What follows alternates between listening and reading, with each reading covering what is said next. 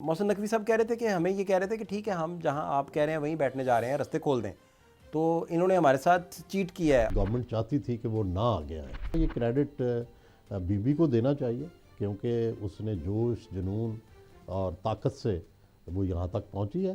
شاید P T I کی باقی لیڈرشپ ہوتی تو وہ نہ پہنچ سکتی، تو اس نے ایکسٹرا آرڈنری بہادری دکھائی ہے۔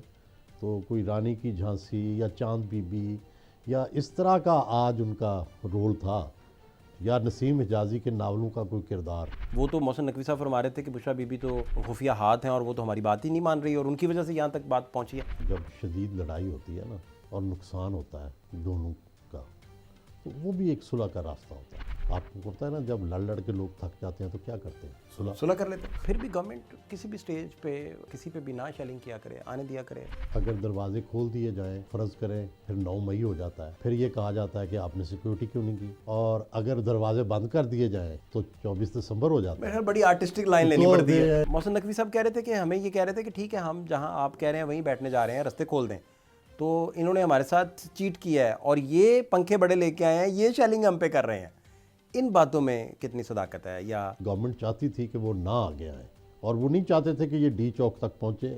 ان کی یہ اسٹریٹجی ضرور تھی کہ آخری آپشن کے طور پہ ہم انہیں ڈی چوک اپنے دیں گے۔ یہ گولی نہیں چلانا چاہتے تھے، انہوں نے اسلحہ ہی نہیں دیا اپنے لوگوں کو، اس لیے یہ تو اپنی اسٹریٹجی یہ بنا چکے تھے کہ خون نہیں انہیں دینا، ٹھیک ہے۔ دوسری طرف ان کی اسٹریٹجی یہ تھی کہ ہم نے ہر صورت ڈی چوک پہنچنا ہے۔ وہ شاید ان کو سائیکولوجیکلی وہ یہ سمجھتے ہیں کہ ڈی چوک پہنچنے کا مطلب ہے فتح کے جھنڈے لہرانا۔ دوسرا، یہ کریڈٹ بی بی کو دینا چاہیے، کیونکہ اس نے جوش، جنون اور طاقت سے وہ یہاں تک پہنچی ہے۔ شاید پی ٹی آئی کی باقی لیڈرشپ ہوتی تو وہ نہ پہنچ سکتی، تو اس نے، حالانکہ وہ گھریلو خاتون ہے، لیکن چونکہ اس کا جو ہے یوں کہہ لیں کہ بہت زیادہ جنون ہے، بہت زیادہ کمٹمنٹ ہے ود عمران خان، تو اس نے ایکسٹرا آرڈنری بہادری دکھائی ہے۔ تو کوئی رانی کی جھانسی یا چاند بی بی یا اس طرح کا آج ان کا رول تھا، یا نسیم حجازی کے ناولوں کا کوئی کردار، ٹھیک ہے۔ لیکن ہوتا یہ ہے کہ یہ جو رومانس ہے، یہ جو جنون ہے، یہ جو عشق ہے، یہ عملیت پسند نہیں ہوتا، یہ رومانویت پسند ہوتا ہے۔ اور رومانویت پسند جو فیصلے ہوتے ہیں یہ لانگ ٹرم میں سکسیسفل نہیں ہوتے۔ عملیت پسند فیصلے جو ہوتے ہیں وہ لانگ ٹرم میں سکسیسفل ہوتے ہیں۔ ہدف تنقید بشریٰ بی بی کو کیوں زیادہ پھر بنایا گیا؟ پہلے جتنے لوگ دھرنے لے کے یا جلوس لے کے نکلتے تھے، ان کا وتیرہ یا ان کا ٹریک ریکارڈ ذرا اور طرح کا ہوتا تھا۔ اب بھی اگر اسے فقط علی امین گھنڈا پور لیڈ کر رہے ہوتے تو یہ نتیجہ شاید دیکھنے کو نہ ملتا۔ بشریٰ بی بی کی ڈیل کیا تھی جب وہ باہر آئی ہیں؟ ڈیل تھی یا میرٹ پہ باہر رہائی ملی؟ نہیں، وہ کیا تھا میرا خیال تھا تو گڈ ول ہی، لیکن توقع یہ کی جا رہی تھی کہ اس گڈ ول کے طور پہ وہ خاموش رہیں گی، لیکن انہوں نے دوسرا اڈاپٹ کیا۔ ویسے تو یہ امین گنڈا پور صاحب کو اوبلائج کیا گیا تھا، ٹھیک ہے، بی بی کو رہا کر کے۔ اور بات صرف یہ ہے علی امین کی خدمات کو سراہتے ہوئے یہ کیا گیا تھا کہ وہ بھی اپنا عمران خان صاحب کو کچھ جا کے بتا سکے نا کہ میں نے بھی کچھ اچیومنٹ کی ہے، ٹھیک ہے نا، کہ اگر اسٹیبلشمنٹ کے ساتھ اس کی بات چیت ہوتی ہے تو کچھ اس نے بھی لیا ہے یا نہیں لیا، تو اس نے لیا، ٹھیک ہے۔ تو یہ شاید مقصد تھا، میرا اندازہ ہے، جی ٹھیک۔ میرے پاس انفارمیشن تو نہیں ہے۔ تو بنیادی بات تو یہی ہے نا کہ اب ہونا تو، میں تو آپ کو پتہ ہے شروع سے یہ کہتا ہوں کہ واحد راستہ تو مصالحت ہوتا ہے۔ لڑائیاں، جھگڑے، کشیدہ حالات، ان سے کبھی کوئی ملک نہ ٹھیک ہوا ہے، نہ کوئی مسئلوں کا حل ہوتا ہے۔ لڑائی میں تو ٹیمپر بڑھتا ہے، آپ کو عقل ویسی جاتی رہتی ہے۔ تو الٹیمیٹلی تو جب بھی ہوگا مصالحت ہوگی اور یہ طے ہوگا کہ بھئی کتنا شیئر آنا ہے، اور اگلا الیکشن جو ہے وہ فیئر ہونا چاہیے۔ میں تو بار بار کہہ رہا ہوں قومی حکومت بننی چاہیے جس میں پی ٹی آئی بھی شامل ہو، نون بھی ہو، پیپلز پارٹی بھی ہو، باقی سٹیک ہولڈر بھی ہوں۔ 2 سال 3 سال جتنا اتفاق رائے ہو، جس پرائم منسٹر پہ اتفاق رائے ہو وہ بنا لیں، یہ بھی سٹیک ہولڈر بن جائے، اسٹیبلشمنٹ بھی سٹیک ہولڈر بن جائے، اگلے الیکشن کو فیئر اینڈ فری بنا دیں، سیاسی استحکام بھی آ جائے گا، معاشی استحکام بھی۔ اس میں تو اس سٹیج پہ جب یہ آپ بات فرما رہے ہیں، یہ آہستہ آہستہ بعد میں حالات بن جائیں تو چلیں، ٹھیک ہے۔ اس وقت تو کیٹو سر کرنے کا مترادف ہوگا، آپ طریقین صاحب کو کیسے آن بورڈ لائیں گے؟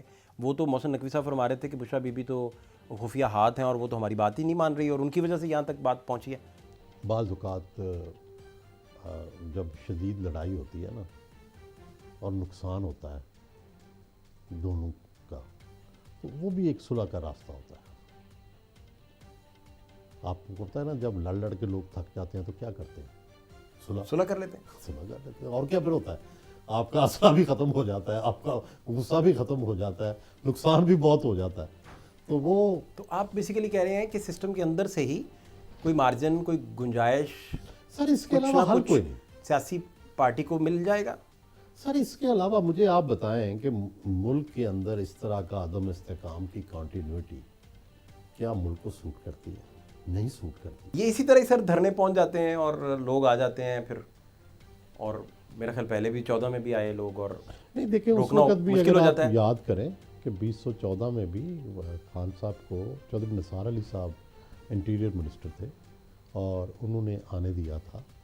اس کی وجہ یہ تھی کہ بہت دباؤ پڑ گیا تھا آپ پارا کے قریب. چوری نثار بیچارے پہ الزام ہی ہے، وہ تو بات درست ہے آپ کی فیکچولی، 1000% درست ہے، لیکن میرا خیال ہے کہ وہ زیادہ رگڑے گئے اس چکر میں. نہیں لیکن یہ تو سچ ہے نا کہ انہوں نے پبلکلی اناؤنس کیا تو پھر ظاہر ہے آنے دیا. لیکن اس کا پھر نتیجہ کیا نکلا کہ 126 دن کا دھرنا ہو. تو یہ فیصلہ کرنا بڑا مشکل ہوتا ہے نا کہ آپ نے اگر راستے کھول دیں اور 126 دن کا دھرنے کا مطلب ہے stand still for 126 days.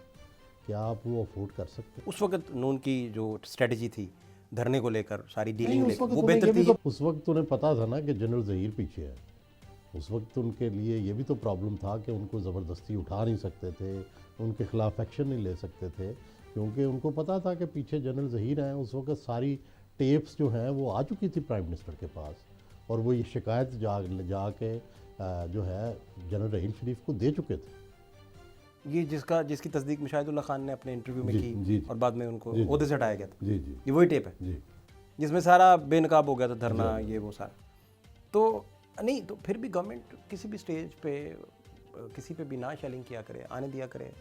Rana ثناء اللہ صاحب نے بھی عمران خان صاحب کا جب آ رہا تھا پہلے لاسٹ ٹائم 22 میں، یہ بڑی ہارڈ چوائس ہوتی ہے نا ایڈمنسٹریشن کے لیے کہ اگر دروازے کھول دیے جائیں، فرض کریں پھر 9 مئی ہو جاتا ہے، پھر یہ کہا جاتا ہے کہ آپ نے سیکیورٹی کیوں نہیں کی، اور اگر دروازے بند کر دیے جائیں تو 24 ہو جاتا ہے، 24 دسمبر ہو جاتا ہے. بڑی آرٹسٹک لائن لینی تو پڑتی ہے یہ دیکھیں نا، یہ بڑا میکنگ میں کہ بھئی آپ نے کنٹینر کھڑے کیے تو اس پہ اعتراض ہے، کنٹینر کیوں کھڑے کر رہے ہیں؟